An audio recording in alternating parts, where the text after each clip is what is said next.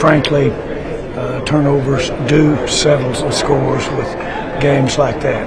And I'm so disappointed for our fans. And this felt good. This felt good today. Felt good with the team. But San Francisco had something to say about that. What's going on, guys? Welcome back to the channel, and if you're new, welcome to the channel. I appreciate everybody who's tuning in. Before we get into the content in the video, please make sure to stick around until the end and leave a like if you enjoyed the video. It shows me that you guys enjoy the content, and it also helps with the YouTube algorithm. That way we can grow the channel. Also, be sure to subscribe to join the crew and turn on that notification bell so you don't miss out on new content. And please share it. Now, let's get into the video.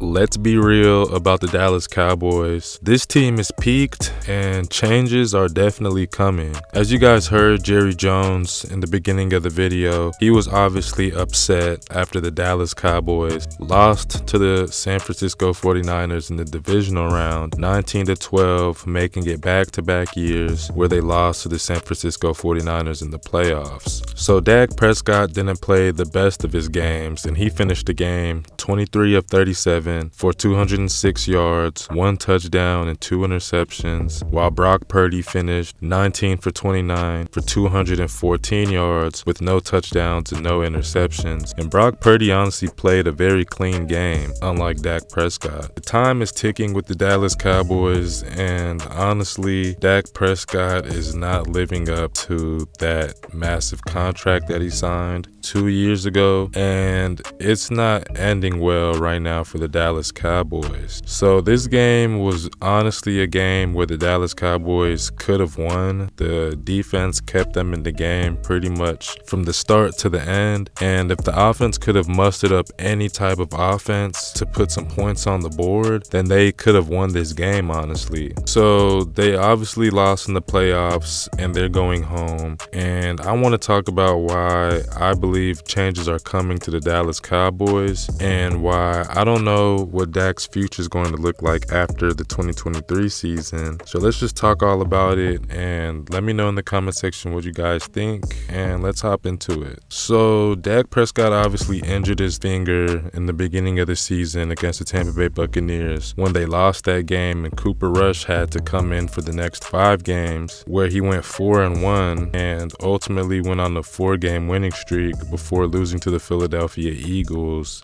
and Dak Prescott came back the next week. Dak Prescott led the league in interceptions when he came back, and after week 6, he threw 15 interceptions, and it just wasn't good all around. Well, let's not just talk about the bad sides. There were some good sides with this Dallas Cowboys team, like CeeDee Lamb. He finally emerged as the #1 receiver. He finished off the 2022 season with 1,359 yards, 107 receptions, and 9 touchdowns, and he made another Pro Bowl. Tony Pollard, on the other hand, finished the season with 1,007 yards rushing on 5.2 yards per carry with 9 touchdowns, and he made the Pro Bowl as well. Both of these guys had breakout seasons, and their emergence obviously showed that the Dallas Cowboys offense will be in good hands. That's if they manage to bring back Tony Pollard, because he is a free agent going into the next season. But I believe the Cowboys would be stupid to let him walk, so I wouldn't be surprised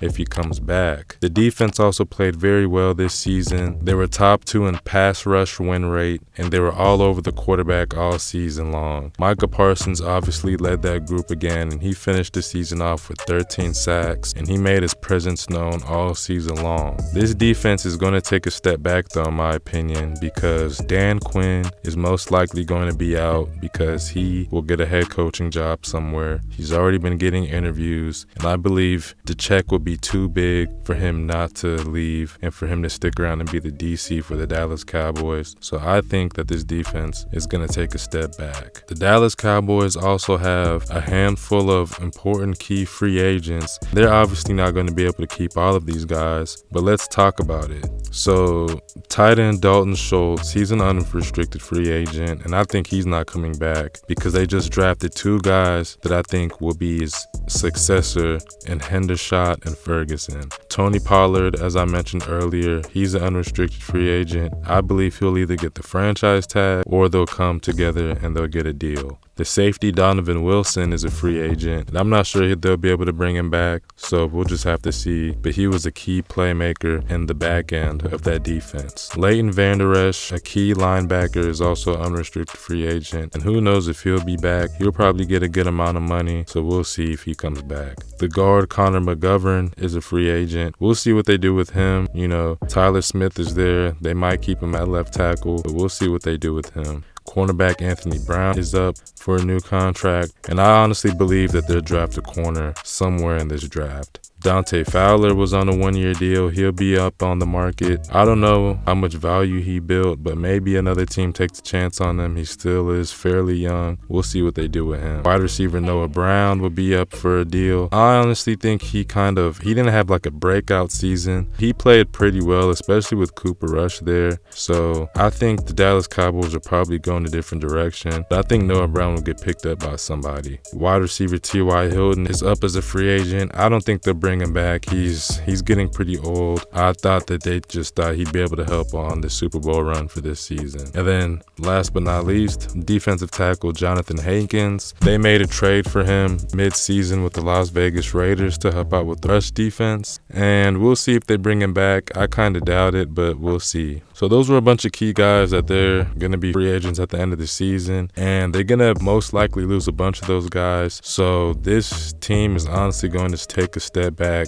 in my opinion, unless they get an A+ draft. And Jerry Jones usually does do good in the draft, so we'll see what he does. Dak Prescott showed us once again how he could be an average quarterback, and he lost to a third-string guy who played very clean football. He didn't turn the ball over, and I just believe that Dak Prescott, man, that's a game where you're supposed to beat that guy because you're the guy with the playoff experience, unlike him. And it was a pretty evenly matched up game. I mean, both defenses played well. Both offenses are explosive. Even though Tony Pollard did get injured during the game, I believe that it was a game that they still could have won. Also, let me know what you guys think. So the Dallas Cowboys official Twitter account tweeted a very bizarre tweet, and I'm going to quote it for you guys. Dak Prescott gave away the ball twice in the narrow loss to the 49ers. In the matchup, the Cowboys had a chance to win if they didn't again generate self-inflicted wounds. So is that a shot at Dak Prescott? I've never seen a sports team tweet something like this or put on the social media,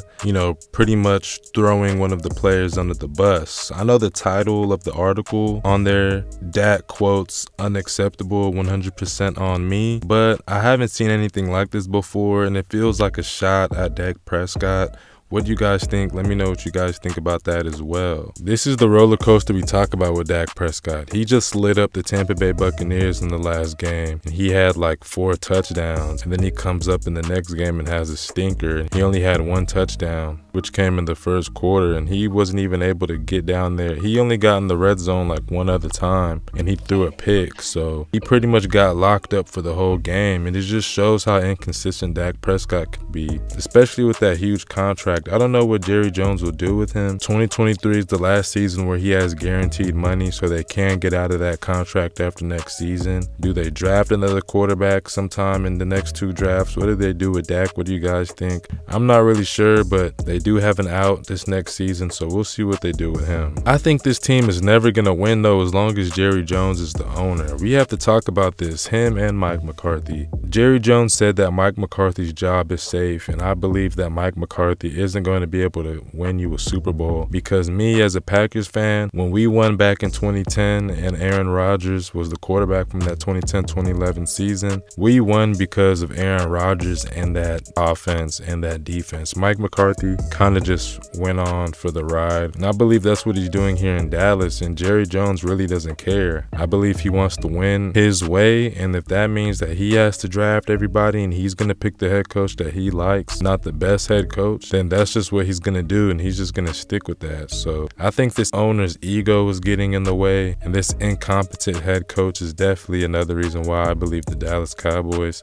need to make some changes, and why I believe they'll stay mediocre as long as they keep doing this. So we're going to wrap up this video. I just believe that to improve this team, you know, they're just going to have to look themselves in the mirror, starting with the owner. owner. The owner needs to start making decisions that are in the best interest of the team instead of the best interest of what he feels. We know Jerry Jones likes to do things his way, and he's way too egotistical to do anything another way because he thinks his way is the only way of winning, when the Dallas Cowboys haven't even been to an NFC Championship game in 20 plus years. So I believe it starts off with the owner. He needs to look himself in the mirror and he needs to make some very, very crucial decisions. Mike McCarthy is not the guy. Dak Prescott may not be the guy. It's not looking like it right now. So I believe you need to start drafting quarterbacks, and I think that's what the Dallas Cowboys need to do. They do a good job collecting talent. They need a coach that can coach them very, very hard, minimize the amount of penalties, and also get the best out of the quarterback. And I think that's the formula of making this Dallas Cowboys team a true contender in the NFC. I appreciate everyone who stuck around until the end of the video, put a lot of time into this. Please make sure to leave a like, subscribe, and join the crew as well. And please share the video. Also, let me know in the comment section what you guys think the future of the Dallas Cowboys will be, and what changes do you guys think they should make. Thank you guys for watching the video, and I'm gonna see y'all in the next one.